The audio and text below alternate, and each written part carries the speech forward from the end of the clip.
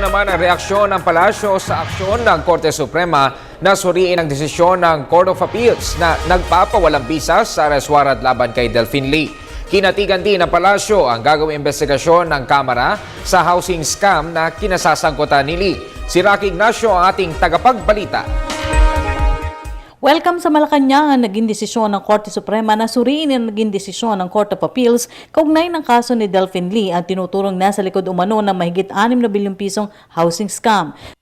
Rin ng Malacanang ang kinakasang investigasyon ng Kamara sa usapin ng housing scam. Ayon kay Presidential Spokesperson Edwin Lacerda, bahagi ng mandato ng Kongreso na makabuo ng batas upang maiwasan ang anomalya at maprotektahan ang kapakanan ng mamamayan. Again, it is within their jurisdiction to choose if they choose to do so. I remember there was already a Senate investigation on the housing.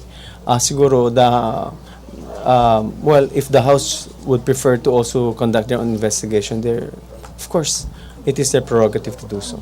Isinulong sa Kongreso ang pagdinig upang matukoy umanong posibleng partisipasyon ng mga dating opisyal sa nakaraang administrasyon sa bilyong pisong anomalya.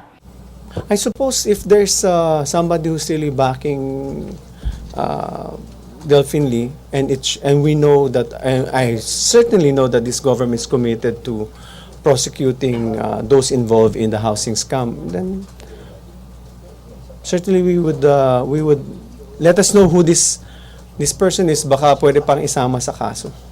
Nagsalita ang palasyo sa harap ng pagka-aresto kay Delphine Lee na umani nasa likod ng housing scam. Nauna nang pinabulaanan ng kampo ni Lee ang naturang akusasyon.